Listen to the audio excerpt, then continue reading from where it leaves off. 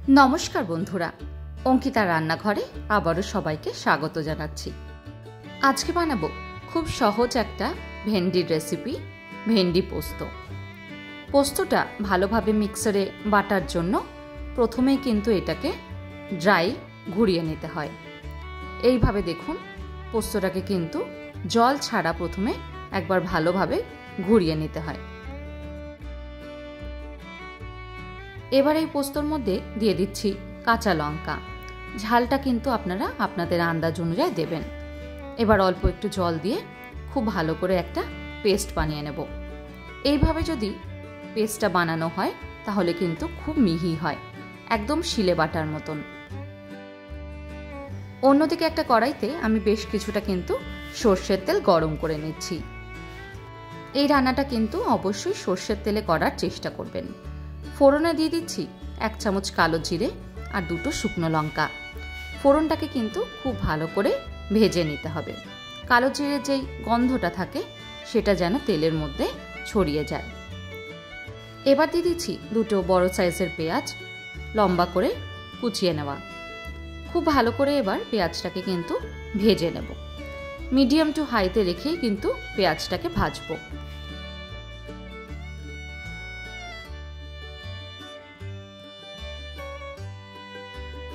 যেহেতু ফ্লেমটা একটু বাড়ানো আছে তাই অনবরত কিন্তু নাড়তে থাকতে হবে, না তো পেঁয়াজটা কিন্তু একদিকটা ভাজা হবে আর অন্য দিকটা কিন্তু না ভাজায় থেকে যাবে। পেঁয়াজটা নরম হয়ে এসছে, এবার দিয়ে দিচ্ছি কেটে নেওয়া ভেন্ডিগুলো। ভেন্ডিগুলো আমি কিন্তু একটু বড় বড় করে কাটি। ভেন্ডি রান্না করার সময় যদি ভালো করে ধুয়ে শুকিয়ে তারপর কাটা হয় তাহলে কিন্তু ভেন্ডি থেকে যেই লুতলুতে ব্যাপারটা বেরোয় সেটা কিন্তু হয় না। ভেন্ডিটা কিন্তু খেতেও খুব ভালো লাগে। এবার সব কিছু ভালো করে মিশিয়ে ফ্লেমটাকে মিডিয়ামে করেই কিন্তু 5 থেকে 7 মিনিটের জন্য সব কিছু ভেজে নেব। 5 মিনিট ভেজে নিয়ে দিয়ে দিচ্ছি হলুদ আর তার সঙ্গে দিয়ে দিচ্ছি লঙ্কার গুঁড়ো। মশলাগুলো কিন্তু আমি 1 চামচ করে ব্যবহার করেছি।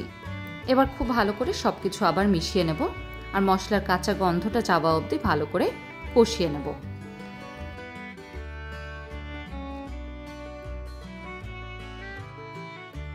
2 মিনিট নেড়ে নিয়ে দিয়ে দিচ্ছি নুন। নুনটা আপনারা আপনাদের স্বাদ অনুযায়ী ব্যবহার করবেন। খুব ভালো করে এবার নুনটাকেও মিশিয়ে নেব।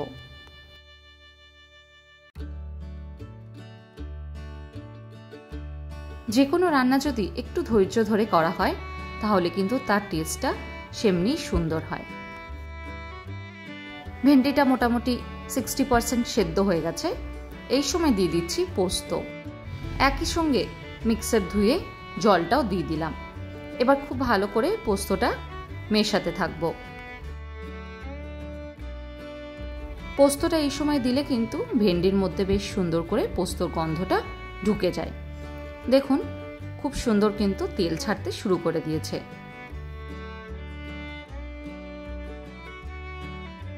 দু মিনিটের জন্য খুব ভালো করে নেড়ে নিয়েছি। এবার ঢাকা দিয়ে ভেন্ডিটা সেদ্ধ হওয়া অবধি রেখে দেব। ঢাকাটাকে খুলে একবার দেখিয়ে দিচ্ছি। দেখুন ভেন্ডিটা কি সুন্দর দেখতে হয়েছে। একবার ভালো করে নেড়ে নিচ্ছি। ভেন্ডিটা দেখুন খুব সুন্দর করে কিন্তু সেদ্ধও হয়ে গেছে। আজকের মতন এইটুকুই। ভালো থাকবেন, সুস্থ থাকবেন। ধন্যবাদ।